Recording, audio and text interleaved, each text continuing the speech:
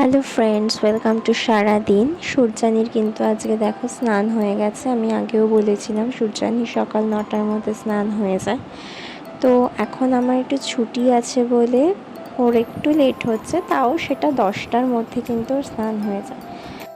তো সূর্যানী ওয়েট করছে কখন মাম্মাম সূর্যানীকে খাইয়ে দেবে, আর তারপরেই কিন্তু সূর্যানী ঘুমিয়ে পড়বে।